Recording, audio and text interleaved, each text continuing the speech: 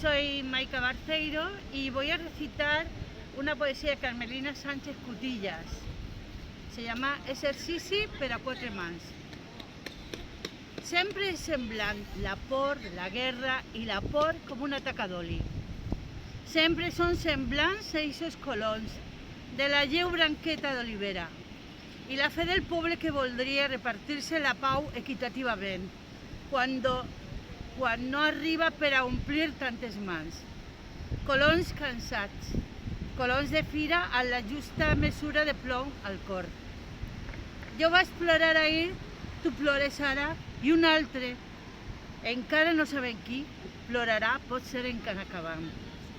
La fam i la suor que banya els cossos tenen així una escala de valors, però en mi creix la por per tots els homes.